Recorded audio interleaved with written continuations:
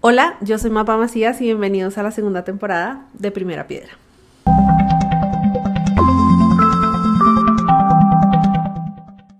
Bueno, pues el día de hoy estoy muy emocionada, muy emocionada porque llegó por fin, después de anunciarla 17 años y medio, llegó la segunda temporada de Primera Piedra. Es algo que me tiene muy feliz, muy emocionada. Es algo en lo que he venido pensando casi un año. Quiero que sepan que he escuchado la primera temporada como 4 veces. No todos los episodios los he repetido 4 veces, pero sí algunos. Y caí en cuenta primero que empecé Primera Piedra hace 2 años y me parece que fue hace 6 meses y es muy extraño pensarlo. Pero lo otro es que sí me gusta volver a escuchar los episodios porque me gusta primero recordar como en dónde estaba en ese momento en mi vida, qué era lo que pensaba, y también si hoy lo comparto. Digamos que una de las temas por los cuales me he demorado tanto empezando esta segunda temporada es justo pensando que de verdad me da mucho temor de Dios cada cosa que digo en este podcast y que de verdad pueda ser pues edificante, que pueda ser útil y demás. Pero vamos a empezar entonces con este primer episodio de la segunda temporada, que como que no lo puedo creer. Y este episodio se llama ¿Cómo volver a Dios sin morir en el intento? También quiero agradecerles a las personas que sé que se escuchan todos los episodios. Gracias de verdad por creer en este proyecto desde el inicio. Gracias por creer tanto en mí. Gracias porque a veces ustedes creen más en mí de lo que yo creo en mí. Y de verdad agradezco que escuchen mucho estos episodios. Pero vamos a empezar. Y hoy quiero empezar por leerles la parábola del hijo pródigo. Yo sé que creen que ya sé de qué les voy a hablar, pero si ustedes son una persona que en este momento se siente cansada, o sobre todo si son una persona que se ha ido, una persona que dice quiero volver a Dios pero no sé cómo, o incluso quiero volver a la iglesia pero no sé cómo, quédense en este episodio, quédense hasta el final y espero que de verdad algo de lo que hoy les voy a contar sea útil para ustedes. Entonces vamos a arrancar. La parábola del hijo pródigo la pueden encontrar en Lucas 15 y de hecho Lucas 15 arranca con una de las que voy a hablar más adelante, que es la parábola de la oveja perdida. Y es una parábola en donde Jesús dice como que si hay una oveja que se pierde, pues que si un hombre, o sea un pastor tiene una oveja que se pierde, dice pues ¿qué hará? Deja a las 99 y se va por esa oveja perdida, y dice de la misma forma hay más alegría en el cielo por un pecador perdido que se arrepiente y regresa a Dios que por 99 justos que nos extraviaron. Por ahora quiero hablar de la parábola del hijo pródigo. Todos hemos escuchado la parábola del hijo pródigo. Lucas 15 al 11 dice: Jesús contó la siguiente historia. Esto es Nueva Traducción Viviente. Un hombre tenía 2 hijos. El hijo menor le dijo al padre: quiero la parte de mi herencia ahora, antes de que mueras. Entonces el padre accedió a dividir sus bienes entre sus 2 hijos. Pocos días después, el hijo menor empacó sus pertenencias y se mudó a una tierra distante donde derrochó todo su dinero en una vida desenfrenada. Al mismo tiempo que se le acabó el dinero, hubo una gran hambruna en todo el país y él comenzó a morirse de hambre. Convenció a un agricultor local de que lo contratara y el hombre lo envió al campo para que diera de comer a sus cerdos. El joven llegó a tener tanta hambre que hasta las algarrobas con las que alimentaba a los cerdos le parecían buenas para comer, pero nadie le dio nada. Cuando finalmente entró en razón, se dijo a sí mismo: en casa hasta los jornaleros tienen comida de sobra, y aquí estoy yo muriéndome de hambre. Volveré a la casa de mi padre y le diré: Padre, he pecado contra el cielo y contra ti. Ya no soy digno de que me llamen tu hijo. Te ruego que me contrates como jornalero. Entonces regresó a la casa de su padre y cuando todavía estaba lejos, su padre lo vio llegar. Lleno de amor y compasión, corrió hacia su hijo, lo abrazó y lo besó. Su hijo le dijo: Padre, he pecado contra el cielo y contra ti, ya no soy digno de que me llamen tu hijo. Sin embargo, su padre le dijo a los sirvientes: rápido, traigan la mejor túnica que haya en la casa y vístanlo. Consigan un anillo para su dedo y sandalias para sus pies. Maten el ternero que hemos engordado, tenemos que celebrar con un banquete. Porque este hijo mío estaba muerto y ahora ha vuelto a la vida. Estaba perdido y ahora ha sido encontrado. Entonces comenzó la fiesta. Mientras tanto, El hijo mayor estaba trabajando en el campo. Cuando regresó, oyó el sonido de la música y el baile en la casa y le preguntó a uno de los sirvientes qué pasaba. Tu hermano ha vuelto, le dijo, tu padre mató al ternero engordado, celebramos porque llegó a salvo. El hermano mayor se enojó y no quiso entrar. Su padre salió y le suplicó que entrara, pero él respondió, todos estos años he trabajado para ti como un burro y nunca me negué a hacer nada de lo que me pediste. Y en todo este tiempo no me diste ni un cabrito para festejar con mis amigos. Sin embargo, cuando este hijo tuyo regresa, después de haber derrochado tu dinero en prostitutas, matas el ternero engordado para celebrar. Su padre le dijo, mira, querido hijo, tú siempre has estado a mi lado y todo lo que tengo es tuyo. Teníamos que celebrar este día feliz, pues tu hermano estaba muerto y ha vuelto a la vida. Estaba perdido y ahora ha sido encontrado. Y esta va a ser la base, porque hoy quiero, como siempre, pues en este podcast he hecho, hoy quiero abrirles mi corazón. Sobre todo porque yo fui y he sido los dos hijos pródigos. Hace poco escuché una prédica en la que decía que el hijo pródigo no es solo el que se va con la herencia y vuelve, sino también el hermano mayor. Y desde que desde que pasaron muchas cosas en mi vida, yo me he sentido como el hijo mayor.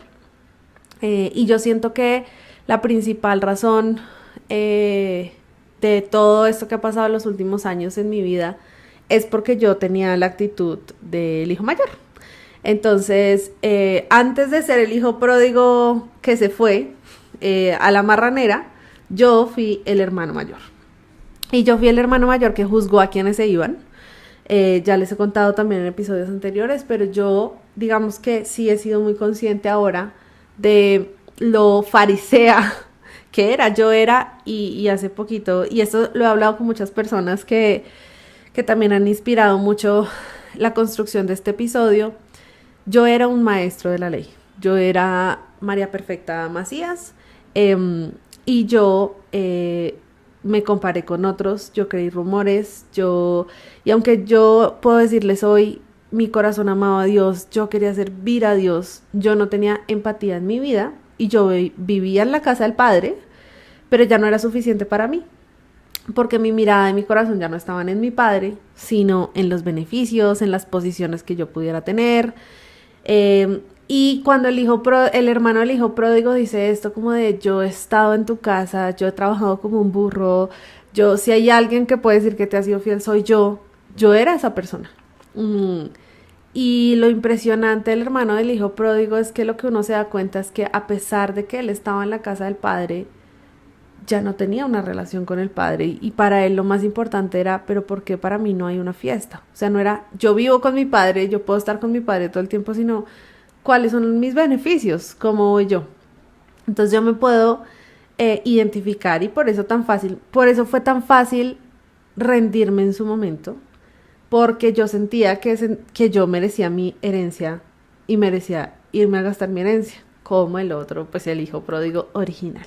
Les quiero contar, en el episodio de por qué me fui de la iglesia, yo les contaba que yo nunca me fui, presencialmente al menos, pero sí, yo sí me desconecté, y yo sí dije, como el hermano mayor, dije un día, ya no más, no puedo más, dando y dando y dando y dando sin, entre comillas, recibir. Yo sentía que no recibía lo que merecía, y yo estaba anclada y aferrada a un montón de derechos que creía que tenía. Y me fui. Y en esa ida me pasó lo que les conté en los primeros episodios de este podcast, y es que lo primero que entendí es el privilegio que es tener la presencia de Dios, y lo entendí viviendo la miseria de lo que una persona experimenta cuando tiene una vida sin Dios. Y digamos que eso ha sido una de las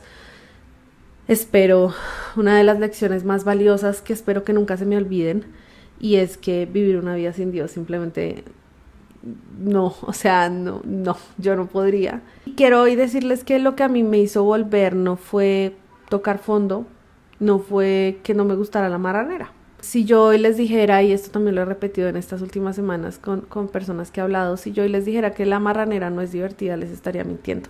Pero hoy les quiero contar un poco las 3 principales razones por las cuales a mí me dolía volver.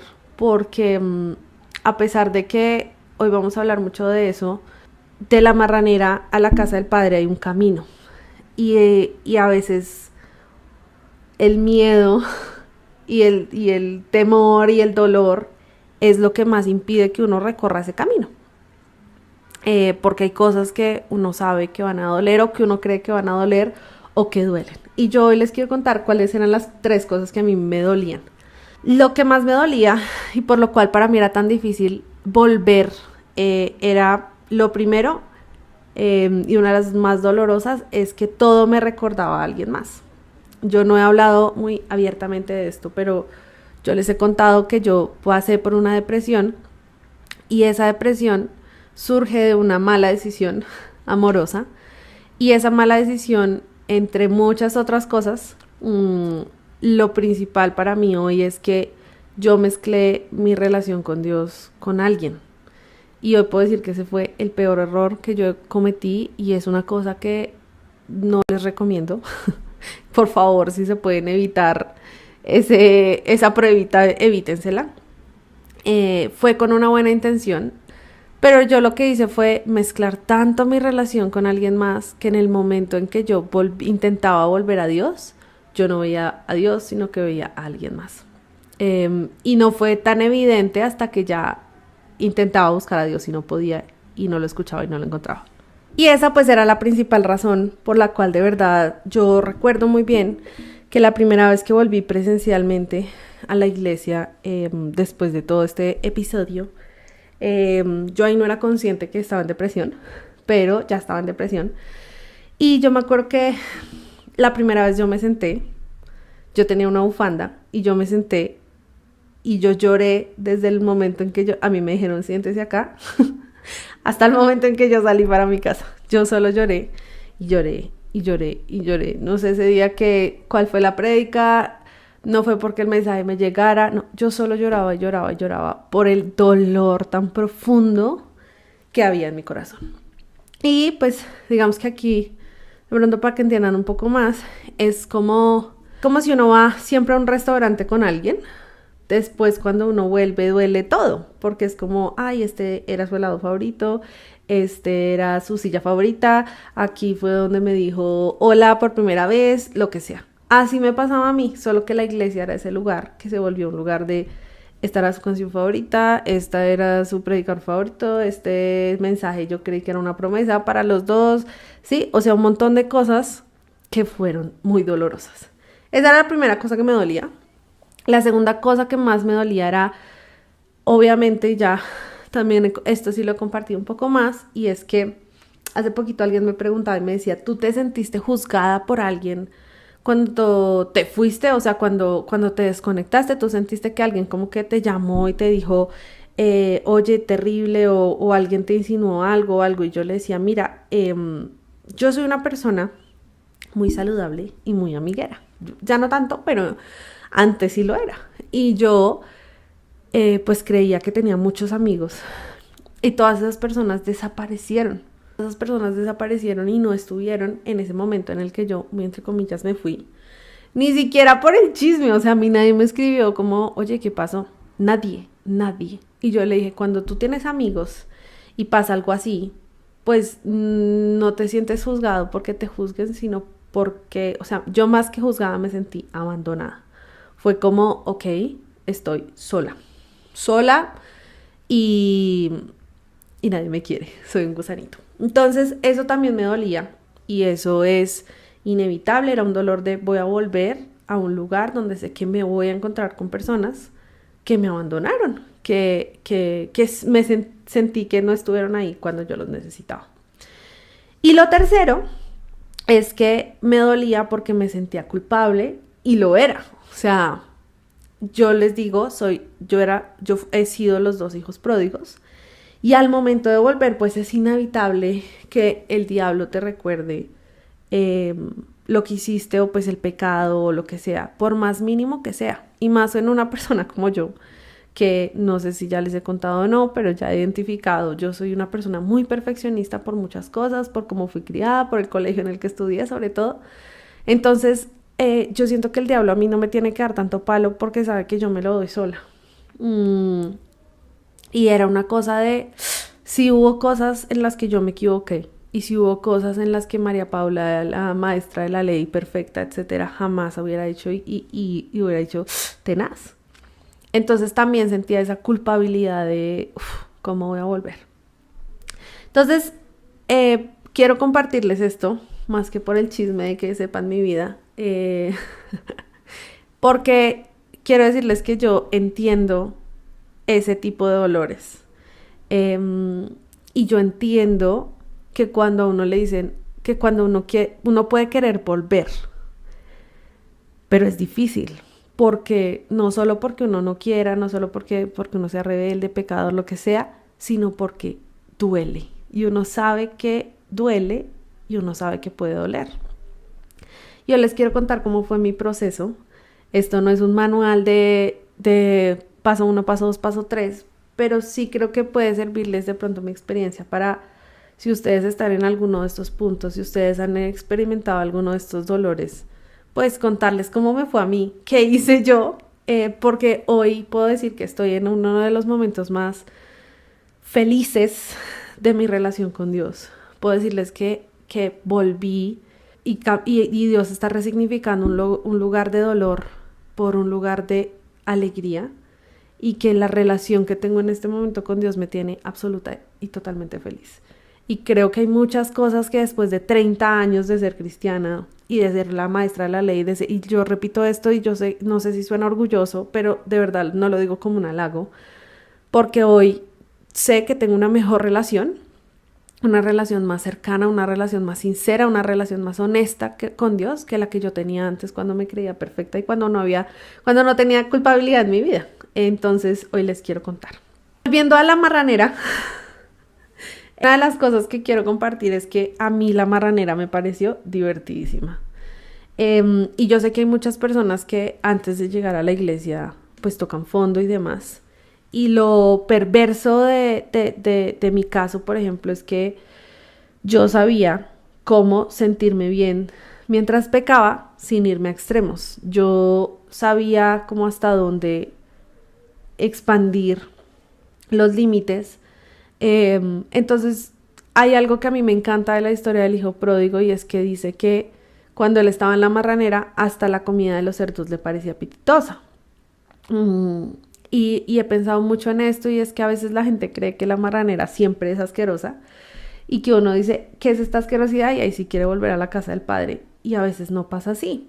En mi caso no me pasó así. Yo no volví a la casa del padre porque la marranera fuera fea, porque ahí dice, o sea, uno ve la comida de los cerdos y le parece apetitosa. Lo que pasa es que la reflexión que yo sí tuve es que en la casa del padre era mucho mejor.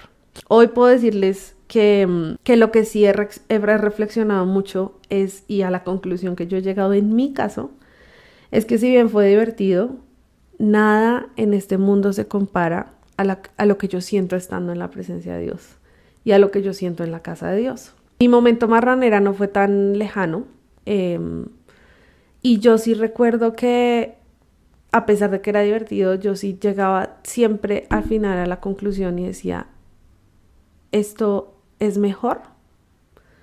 Y para mí, que soy una cristiana de toda la vida, etcétera, que tengo ya el discurso metido de qué es lo bueno, qué es lo malo, qué se debe hacer y por qué no hacemos esto y esto y esto. Pero también siendo una persona tan crítica como soy y como me han criado para ser, yo misma decía, ¿de verdad esto es mejor o no? Sí es cierto que esto es malo, que esto... Y yo decía, ya entiendo por qué no lo hago.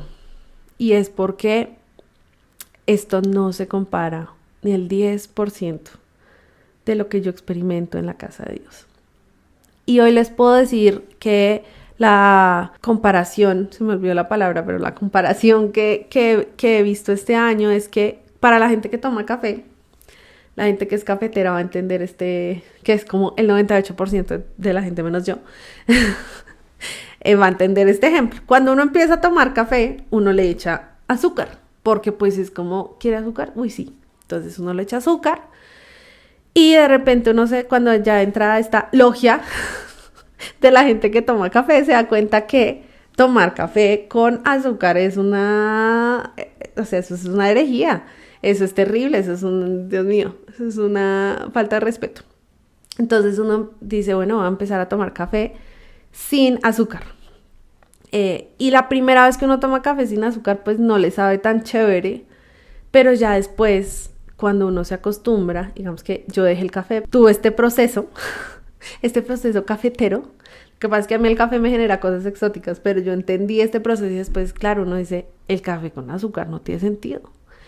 Y justo le decía esto a un amigo a inicio de este año, yo le decía, mira, a mí nadie me obliga a no hacer lo que hago, a mí nadie me obliga a no salir, a no tomar, a no fumar, a no, bueno, lo que sea. A mí nadie me dice, no puedes hacer esto.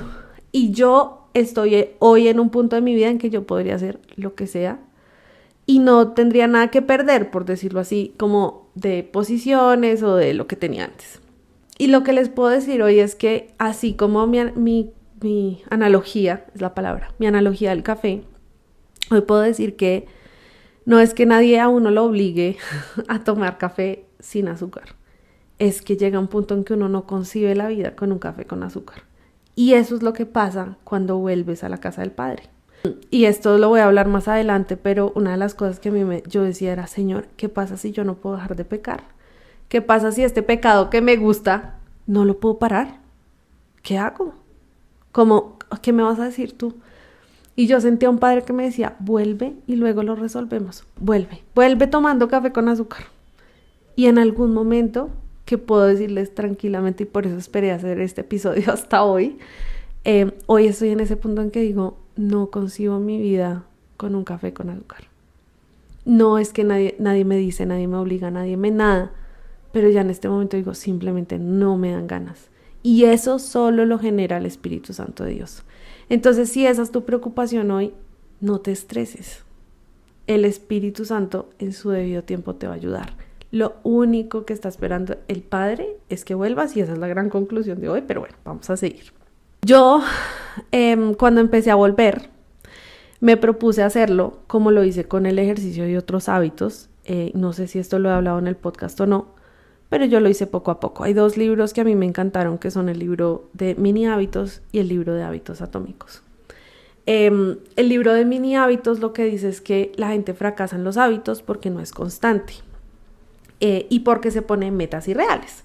Entonces, el más conocido es el ejercicio. Entonces, uno dice, mañana pago 1 año de membresía en el gimnasio, compro toda la ropa de gimnasio, pero además voy a levantar 300 kilos de pesas y hacer 300 abdominales. Y eso es irreal.